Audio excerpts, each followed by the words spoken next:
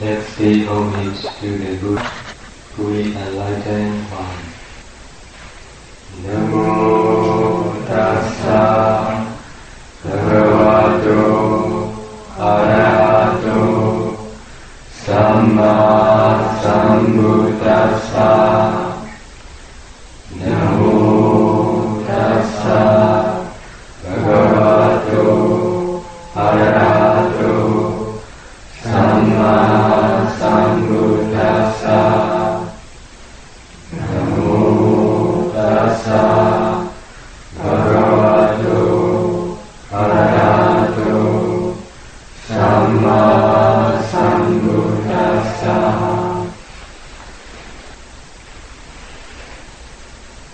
How many talks I have given all of you? Only one talk for new achievement, but I have explained many things connecting one another.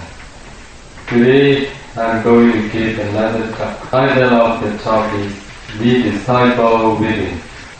Have you the disciple within?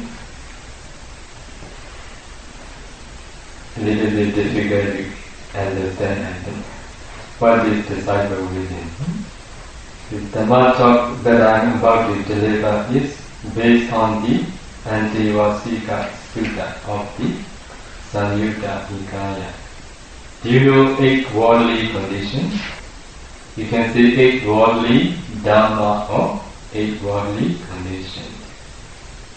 If we put the disciple into the 8 worldly conditions, where would it fit in? I think you all need to know what the 8 worldly conditions are. They are gain and loss, fame and disrepute, pleasure and pain, and praise and blame.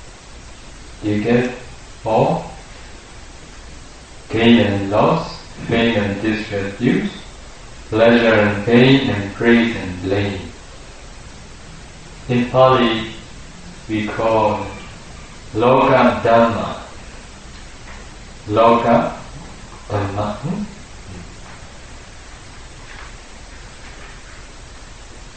I think even you don't know in your life, these 8 worldly conditions are experiencing. If we put the disciple within into one pair of the 8 worldly conditions, it should be included in fame and disrepute. Fame and disrepute also means balance of followers and lack of followers. I think in this audience, they are teachers. Are you teachers? True? Okay. So teachers have students, monks have disciples. So students and disciples are their followers. And if they have a lot of students and disciples, they will be very pleased. Do you all wish for many disciples? Disciple here means disciples within. Is it good to have disciples within? Well, what do you say? I know whether it is good or not to have disciples within, because I have disciples within. I have a feeling that most of you here tonight would like to have disciples within or disciples nearby. When the Buddha mentioned the disciple within, was he referring to abundance of followers and lack of followers? We must consider this deeply. Today I shall share with you what our Buddha really means. I promise you that it will open your eyes and make you think deeply and seriously about what the Buddha taught us. This is the talk I have given in our country, in my native language, in 3 places. Also I gave in my Pa-Auk center, in our center, to foreigners. Because I just gave in English without any translation. Because there are many those who understand English there. As I told you, this talk opened their eyes. It made them understand about their life.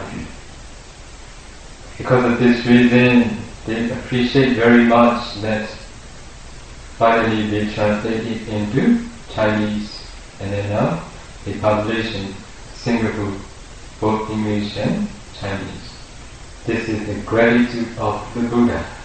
This Dhamma is so rich in essence. I will begin by reciting for you what the Buddha said in Pali. So listen respectfully.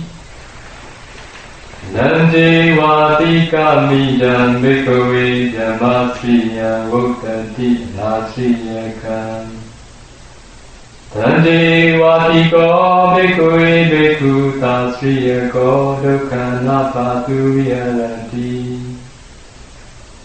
Nandi Vatiko Bhikkhave Bhikkhu Nasriyako Dukhanapatu Viharanti Bhikkhave Talyali Go Shule Shida Bongo Cheta Chitanido Ida Dhammasriya Iyato Chingo Nani Vatikan Twende Vimashivare Nashiyakan Sayamashivare Okati Chintamati Nani Vatiko Twende Vishido Tasiyako Siyashido Bhikkhu Yanti Dukkhan Sinye Swaviharanti Hiyai Padu Chanda Dvana Viharanti Muniyabhave Nandi Vatiko Twene Devimashiro Nasiyako Siyamashido Bhikkhu Yanti Dukkhan Padu Chanda Dvaviharanti Hiyabhave Iti ido bhagava bhungo chirong buddho myaswa pyadi Vosa rudashita mithapshi Ocharo mukhe bhavedi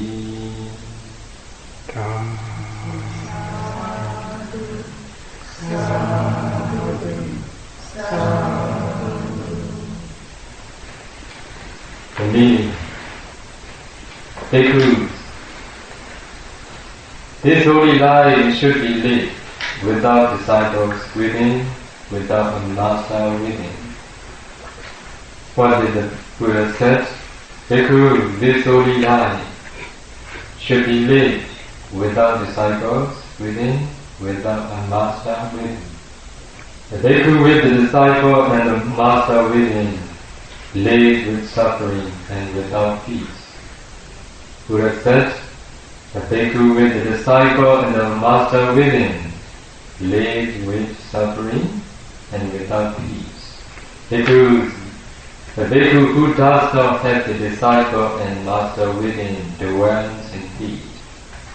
Do you get the meaning? That is what the Blessed One admonished with full of his loving kindness and compassion. If the Buddha said that we should practice a holy life without the disciple, without the master within, doesn't it make you wonder about a lot of things? What does it mean? What are the defilements?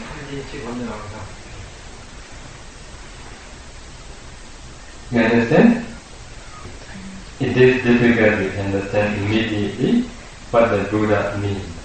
It is quite puzzling. Please listen again to what the Buddha said. The bhikkhu who has the inner disciple, the inner teacher, he will have to practice with suffering, with pain, with sadness. The bhikkhu who has the inner disciple, the inner teacher, he will have to practice with suffering, with pain, with sadness. The one who practices without the disciple or the master within will be able to do so with joy, with happiness, with satisfaction. He can live in peace, in tranquility. Now, in one of the suttas, the Buddha also said, to escape from the suffering of the round robot, that is, spinning like a windmill, it depends entirely upon good friends, good teachers, and good mentors. This is the words of the Buddha. To make an end of suffering, to escape from the suffering of the round robot, Buddha said, it depends entirely upon good friends, good teachers.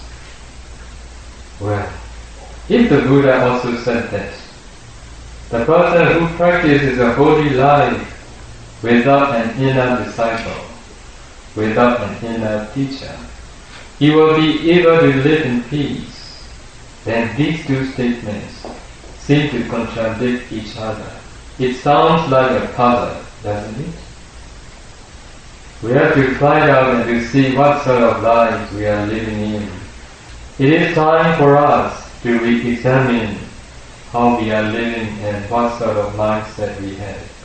So this is appropriate time to reflect deeply upon this matter. That's why I wanted to deliver this talk today. In every living being's mind, there are the defilements of greed, the defilements of hatred, the defilements of ignorance. Also, we have within us envy, stinginess, and conceit. Each one of us, we all have these defilements. Whenever we see something that we think is very desirable or undesirable, there arise in us evil and wholesome states that bind us up like fetters. Our senses, our memories, our perceptions and our feelings become very busy and active in arousing the unwholesome defilements. These defilements dwell within us. Since they dwell within us, they are called the disciples within. What are called the disciples within? Defilements, kilesa. Buddha said, kilesa, they are called the disciples within. Our Buddha said that people who have such disciples within lead miserable life. Also, these so-called disciples within, greed, anger, delusion, envy, stinginess, and conceit, through our senses, they overwhelm us and control us. What is overwhelming and controlling us? Defilements, kilesa. Kilesa, they are overwhelming and controlling us. They live or they dwell within us. That's why they are called disciples within. Dwelling within us and controlling us, that the Buddha said, if we have such disciples and teachers within, then we will never be able to live in peace in life. Because they dwell within us, that's why it is called disciple within. Because they are controlling us, that they are called teachers. We can have abundance of material wealth, or we can be lacking in material wealth. Which one of these two would you choose? You would want abundance, naturally. Similarly, if you were to choose between having an abundance of followers and having only very few followers, the choice would be to have many, wouldn't it? Praise of blame, word of poverty. If given a choice, you would take the favorable ones only, I'm sure. No one would want the bad ones. Although people want honor, they don't want disgrace. However, whether they want it or not, human beings are forever being pursued by the 8 worldly conditions. Do you agree? Human beings are forever being pursued by the 8 worldly conditions. Likewise, the 8 worldly conditions are always being followed by human beings. The opposite that are wealth and poverty. abundance of followers and lack of followers, bliss and blame, whenever, wherever they emerge. The opposite that are happiness and sadness come to be. Do you want to be happy? Don't you want to be sad? If you want happiness, is it possible for you to avoid sadness? The one who wants happiness means the one who wants sadness too. Do you understand? We can't get without the other. This is because we possess the master, which is the disciple within. Arahants, they have no more defilements. They have no happiness. They have no sadness. How peace, how calm they will be. Because we have craving, that's why we have, sometimes we feel happiness, sometimes we feel sadness. Although we feel joy when we receive the favorable things, which are wealth, honor and fame. When we receive the opposites of such things, we experience great sadness. If there is happiness, there will also be misery.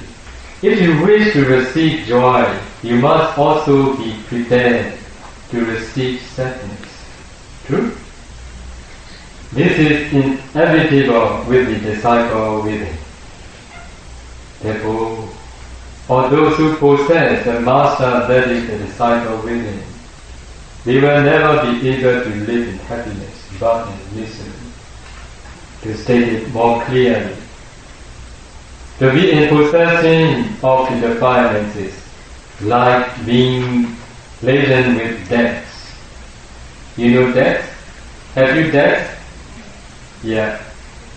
In possession of the defilements is like being laden with debt. Thus, an existence with defilements is an existence full of debts.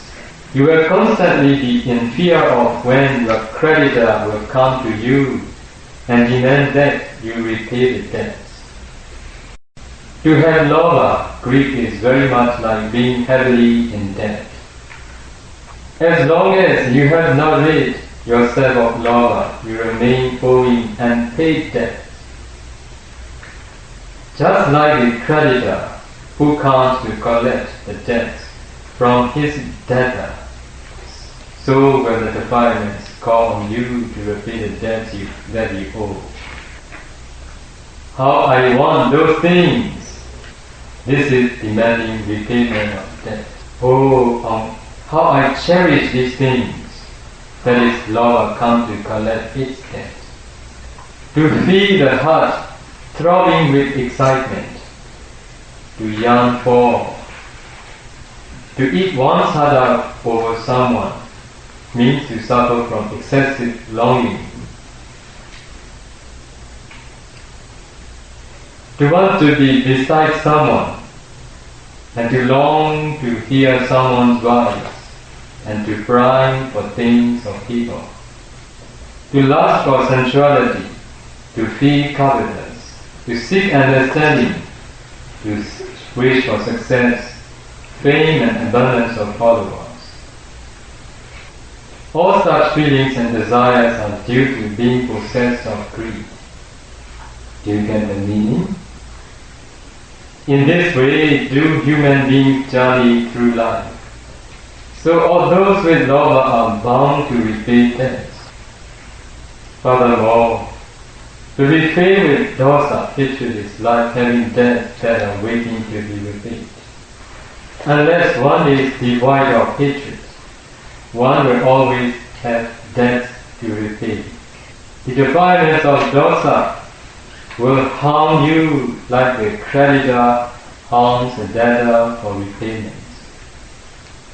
To be full of sadness, grief, lamentation, anxiety and discontentment, accusing, blaming, torturing and killing each other, being insolent and cruel to each other, bearing grudges and wreaking vengeance, bullying, terrorizing and oppressing others. Why do such kinds of behavior and feelings occur?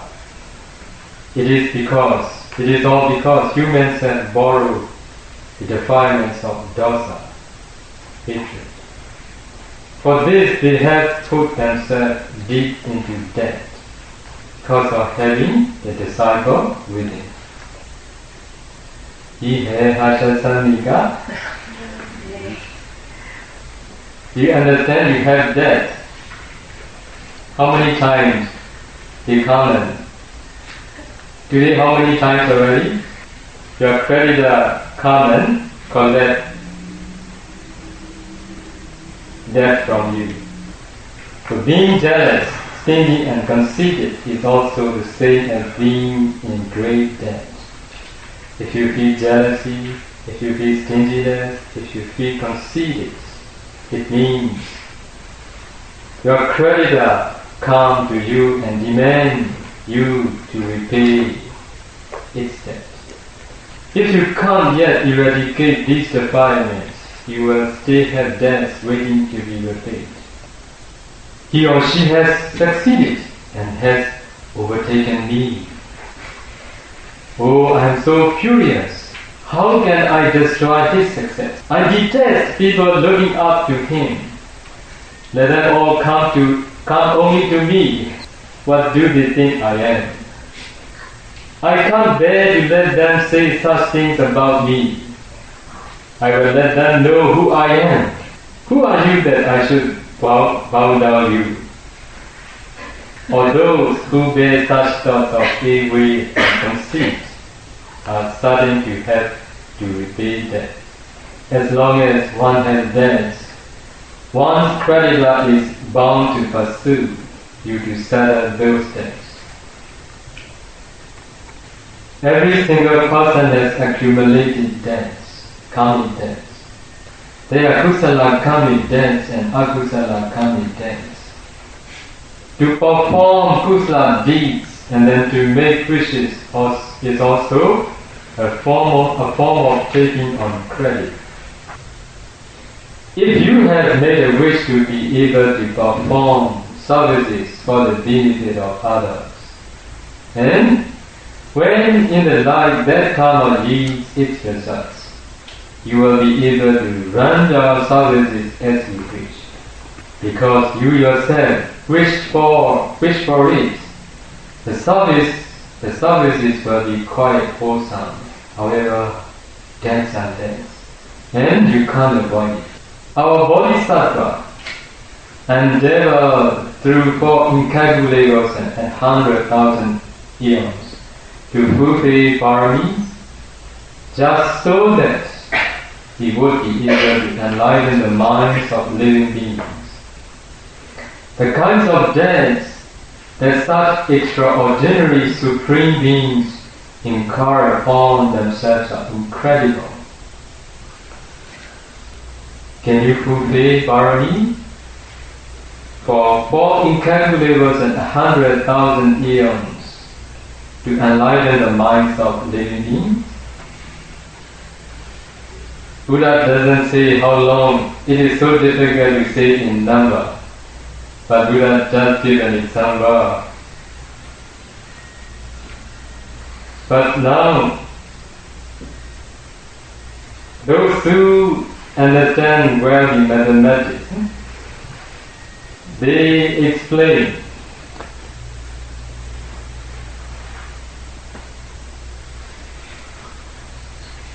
in the measurement of one incalculable,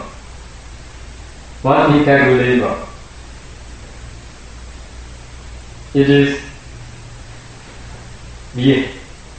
behind number one, there are 140 zeros. I don't know how long.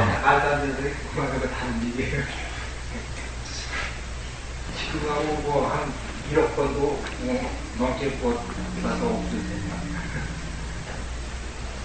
그래서 이해 못하는 사람은 그만두고요. It's just not 이해할 수 cannot 있는 understand. Yeah, okay.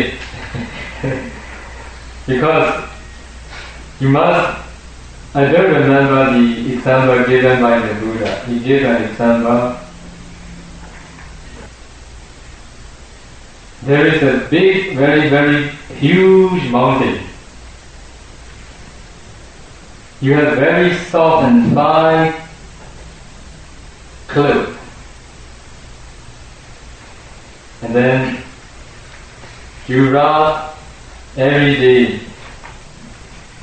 You rub that mountain with that soft fine cloth every day.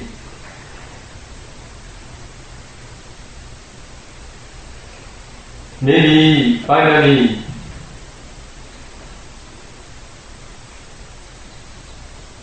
that mountain will disappear. But stay one kappa, one eon is not yet finished. Okay? Do you get the meaning? This is the example. I will tomorrow tell you exactly again. Today what I remember only. Exactly means the example given by the Buddha. It also appears in the Samyutta Nikaya. So, the kinds of deaths that such extraordinary supreme beings incarnate upon themselves are incredible.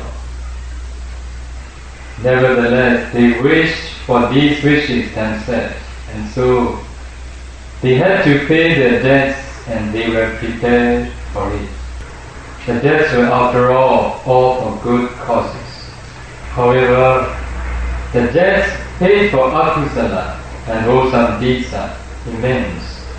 They can be extremely severe, punishing, drastic, intolerable and deadly. So very strong cyclone hit Myanmar. This is pain, death. In China, earthquake. How many people died? I think 80,000 people. They died. So this is paying their debt, akusala debt. 80. 450,000 homes are collapsed. So how serious the case? Buddha said nothing happens without causes. So if we have taken akusala debt, one day we have to pay for it. If we have disciple within, if we have master within, sure, we will take debt and we are preparing to pay debt. If we study the earlier lives of the Bodhisattva, we see that due to his immaturity during those existences, he harbored the environments of greed, hatred, delusion, stinginess, jealousy and conceit which put him into debt. It was even up until when he had already attained enlightenment, and even up to Buddha's final Nibbana, that debts had to be paid in full. You know, final Nibbana? Do you understand final Nibbana? Passing away of the Buddha, but not like ordinary person. He has no more new existence. Even up to the Buddha's final Nibbana, that debts had to be paid in full. There was simply no way of getting out of it. It means we cannot free from the debt we owe. Even the Buddha can't avoid it. The Buddha's afflictions of begging, of headache, of diarrhea were such repayments. I think you all know Buddha, he headache, begging and diarrhea. Altogether there are 12 and wholesome results Buddha had to pay in full. Here I will not tell all 12, I will tell some about it. In one of his past lives, the Bodhisattva was a well-known wrestler. You know wrestler? Do you like watching? Although he had already retired due to age, his arrogance and conceit in thinking he was the only one still capable of retaining the country's honor, he went into the ring and broke his opponent's neck. What did he think? Because of his conceit, he thought, I was the only one who stayed capable of retaining the country's honor. Because of that conceit, even he had already retired due to his age, he went into the ring and broke his opponent's neck. This is his akusala death. Thus, even in his last existence as the enlightened one, he suffered severe fatigue as a means of paying his akusala karmic debt. Those who are feeling baggy, please think about something. Those who are feeling throat ache also, please consider. Okay. You must agree not with me, must be with the Buddha. Okay. So in yet another one of the past lives, our Bodhisattva was a resident of a fishing village. During one session, he happened to take great delight in watching his relatives and fellow villagers beating in the head to kill fish that had been caught and hauled ashore. So that death of evil delight born of lava was repaid by having to suffer headaches during the life as the Buddha. Bodhisattva had merely been enjoying the sight of the fish being killed. He had not taken part in the slaughtering itself. This goes to show that even silent approval of akusala deeds will surely put you into karmic debt. What did the Bodhisattva do? He delighted watching his relatives slaughtering him. This is silent approval of akusala. Even silent approval of akusala deeds will surely put you into karmic debt. Just imagine the intensity of akusala being developed by the spectators at a boxing match or a bullfight. What are they doing? They shout, they applaud, and they cheer the contestants to fight, to hurt, to beat, and sometimes even to kill each other. They want one side to win. They wish the other side to lose. What are they doing? They are taking akusala debt. Do you like watching boxing match and bullfight? How appalling, how horribly frightening. They are accumulating akusala and karmic debts. Do you want to be a participant in such activity? As long as you have those defilements, which are the disciple within, you will be encountering evil all the way. You will not be able to escape it. Beware. So in another past life, the yet immature Bodhisattva was a skilled physician. At one time, he had to treat a miserly patient for diarrhea. After being cured, the miser became crafty and was reluctant to pay the fee for the treatment. Although a physician's cares are for the benefit of patients, the Bodhisattva's anger and conceit led him to administer a very potent purgative that killed the patient. For this misdeed resulting from anger and conceit, the Bodhisattva suffered in hell for countless lives. Some they have missed, some they have no right knowledge. Bodhisattva cannot fall to the four states. Because of his unwholesome karma, sometimes he falls to the four states. Even in the last existence, the Buddha was made to pay his karmic debts by having to suffer from the disease of diarrhea. Before taking his final nibbana, he fed this diarrhea. Those were the debts of akusala. Life is just getting into debt and paying off debts. If there is a disciple within, then there will also be karma. If there is karma, then there will debts to be paid. Possessing the five elements are getting into debt. Can these debts be paid?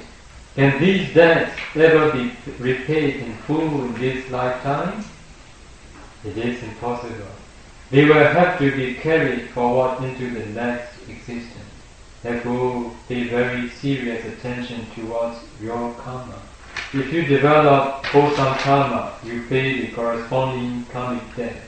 If you choose to develop unwholesome karma, then you will have to pay the corresponding karmic debt.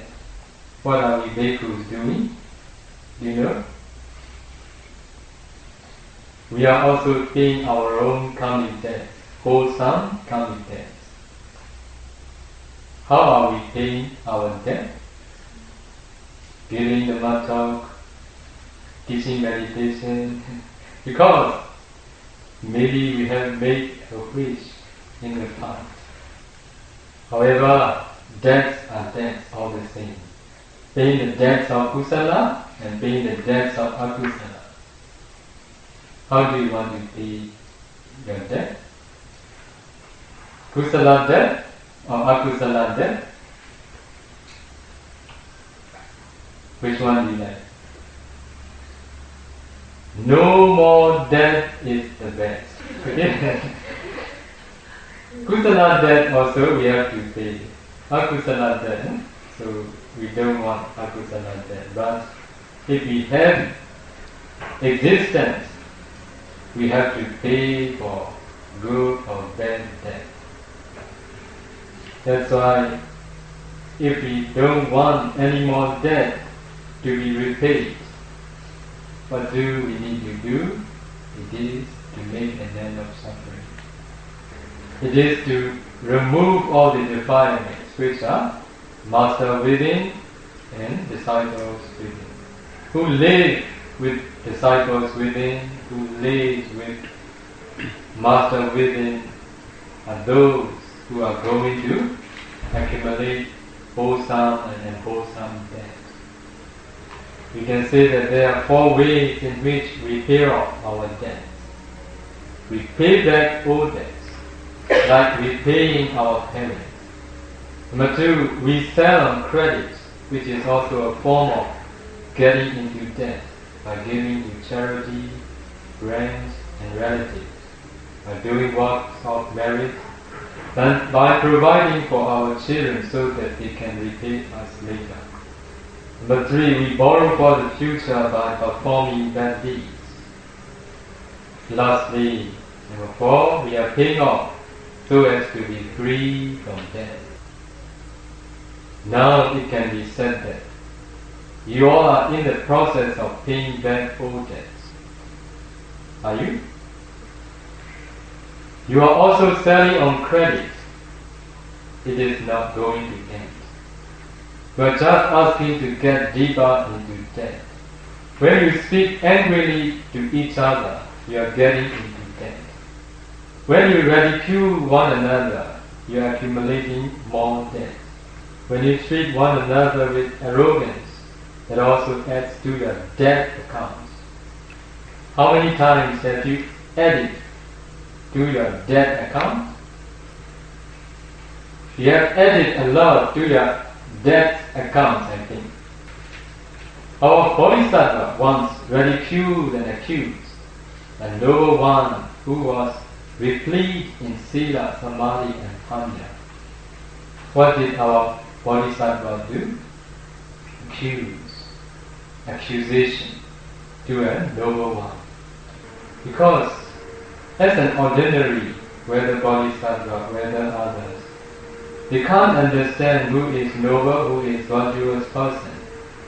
According to because of having disciples within, which are defilements.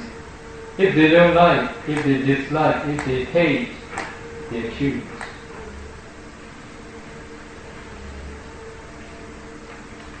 But one thing you all need to understand,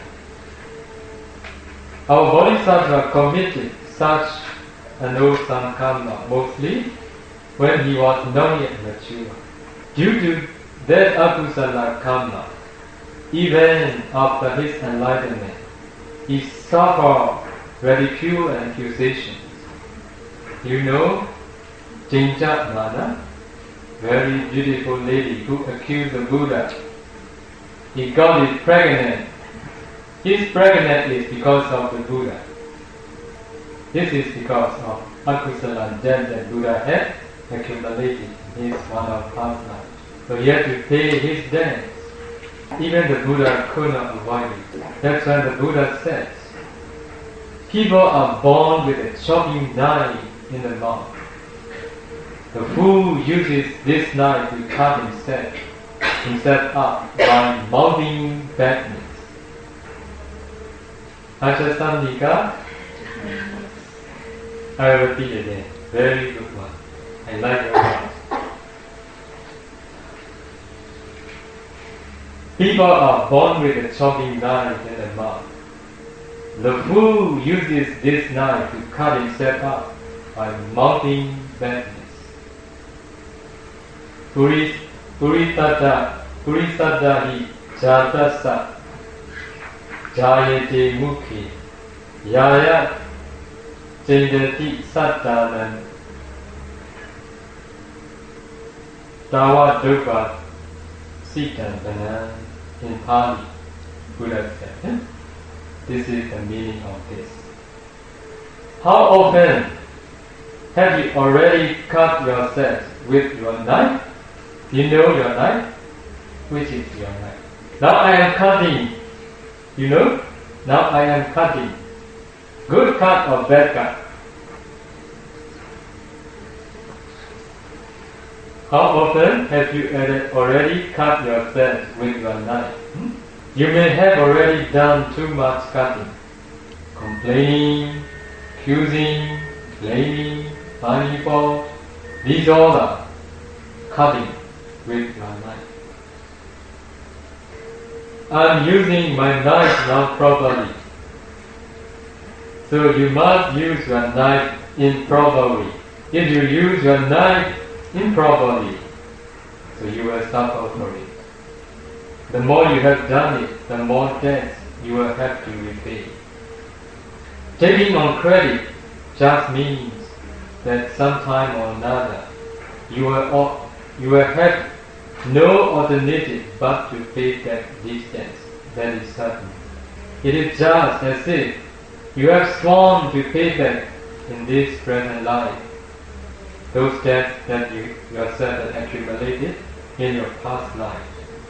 Accusations, derisions, insults that we are suffering are the payments of the debts that we have been owing. Buddha was accused because of his past karma. If we are accused, if we are insulted, sure, we are paying our debt. We bhikkhus are also paying back our own debts. Laymen, laywomen, nuns, and everyone else are paying back their own respective debts too. When you are paying back your debts, don't grimace, don't put on a face. Try to do it with a smile. After all, you took the debt upon yourself, you have to pay it back yourself. If you can't smile, it means you will do something back again. And then it will be your karmic debt and you have to pay back once in your life again. If you do it with a scope, you will have to continue paying debts. I don't want to make any more debts. I only want to be free from debt after paying back what I already owe. I'm telling you this so that you will also wish to be free from any more karmic debts. May you all be able to be free from your debt. I will talk continue tomorrow.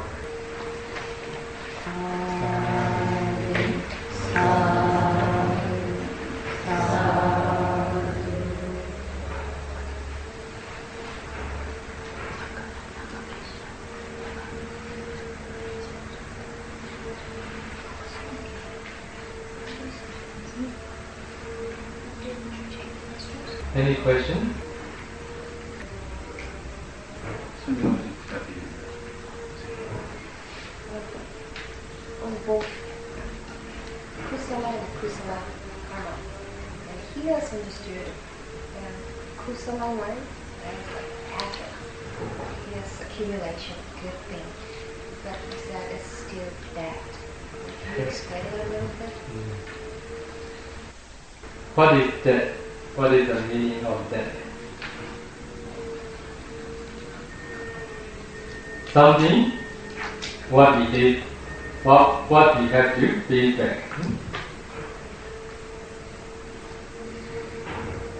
If we borrow something, so it means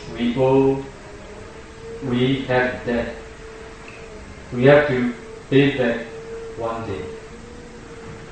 If we accumulate it and hold some, one day it will give its result and wholesome result. It means we pay back our and wholesome debt. One person make a wish. After doing wholesome deeds deeply, will I be able to do missionary work?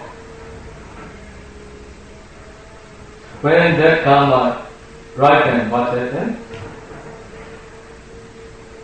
He has to do that services because he asked before this thing to do. That's why he paid back again.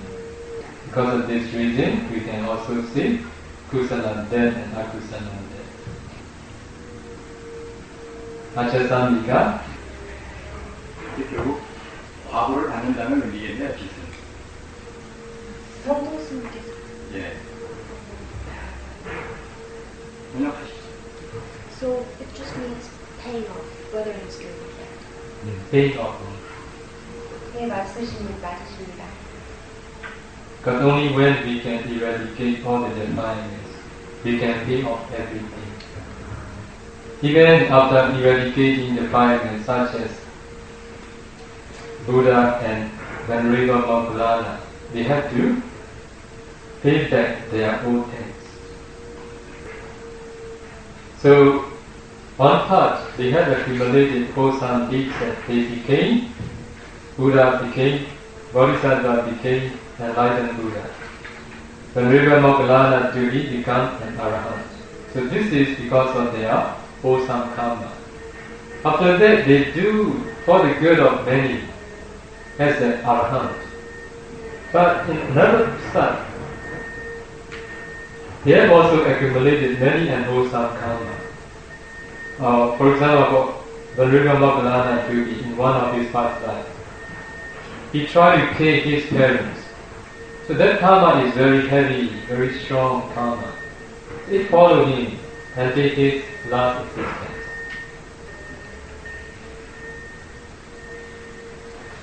I don't remember the exact wording of yours, but I think you mentioned briefly that Arahant neutral to happiness and sadness. What is the difference between equanimity and indifference? So in Pali, Buddha used upekha. Translator, they translate sometimes equanimity, sometimes indifferent, sometimes neutral for the upekha. So which one do you like? You can take just upekha.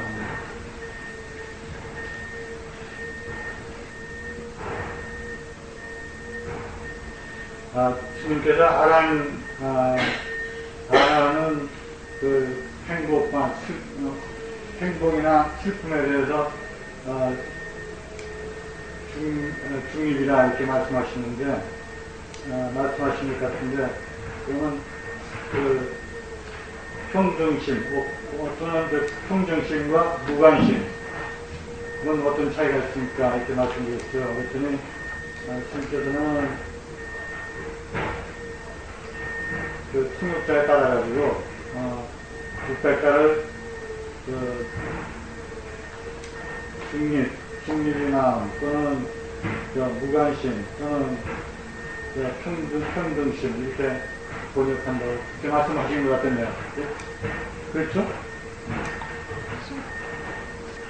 근데 한국말은 사실 다른데 좀 different connotation. In Korean, we have some different connotation between Upeka and indifference. I don't know what the exact exactly what is it difference between the two.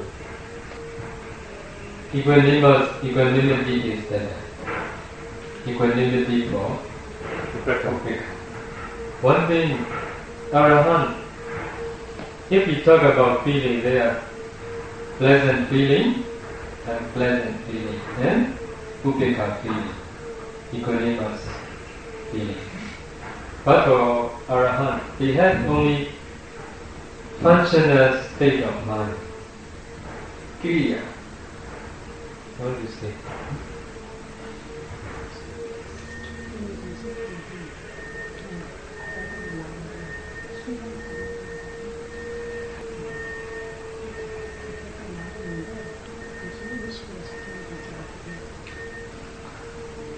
Whatever they do, Arahant do, it is not the kusala, not the akusala, it is functional. I was more interested in Upeka mind and neutral mind at common person level, my level, not the other level, because as I become old, I become neutral. I don't have much dislike or like. So I don't know whether that is good or bad, but I still have a neutral mind. Good, if you can go Pa-Auk and practice meditation, it will be better. But sometimes in social life, I think that is not so good. If we can avoid social welfare when we are getting old, it is better. Social activity, what I mean. Okay, no more questions. The question is, Idami Punyam Asavekaya Vaham Hotu Idami Punyam Nipanasa Pachayo Hotu Lama Punya Bhagan Sabha Satana Hajemi Visama Punya Bhagan Yabantu